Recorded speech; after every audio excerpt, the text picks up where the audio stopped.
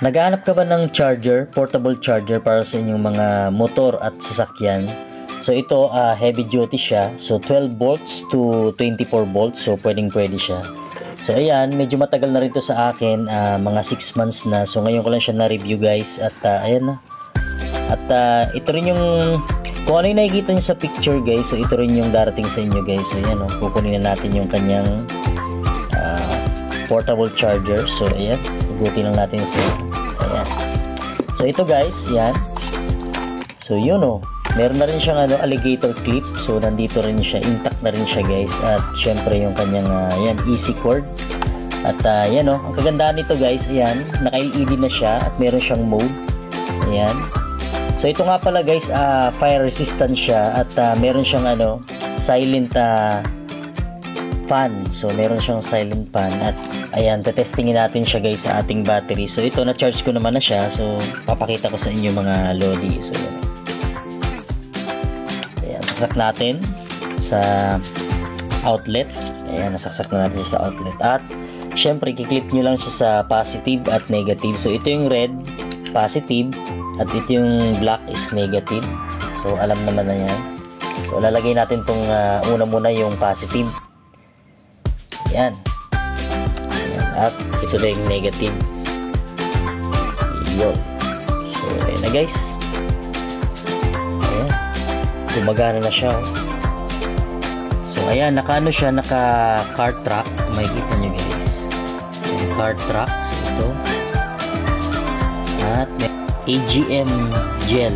So ayan, ito pang motorcycle at pang repair. Nag-repair kayo. So pwede nyo i-mode siya, palit. So makikita nyo yung pulang ilaw. So naka EGL gel na siya at naka motorcycle at repair. So balik natin sa car kasi yung battery natin is pang sasakyan.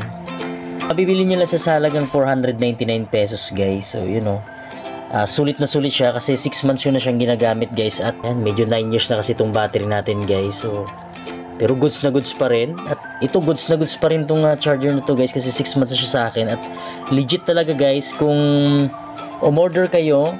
So ito rin yung marireceive nyo. So ayan, pang heavy duty. So itong sa akin 12 volts. So pwede rin kayong bumili ng pang 12 volts to 24 volts guys. At napakaganda. At papakita ko guys yung kanyang cooling fan niya. At ayan, napakatahimik.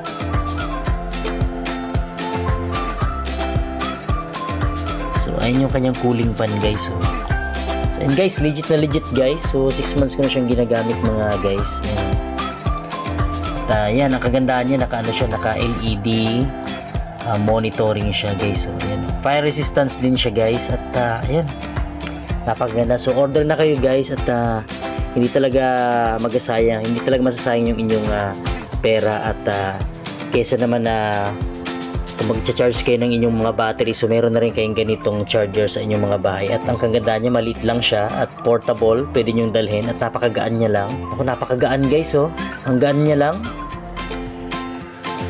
At yung kanyang pan guys, napaka-silent lang yung kanyang pan. At ayun ang lamig. Hindi siya umiinit ng basta-basta guys kasi itong shell na to is fire resistant. So hindi kayo mangangamba na baka mag-overheat. So hindi po. So ilang beses ko na siyang ginamit, mga almost 5 hours. So hindi siya umiinit guys kasi meron nga siyang cooling fan niya. Nandito yung cooling fan niya. So and guys, yung ating portable charger guys. So order na kayo guys. Halagang 499 pesos guys. So ayan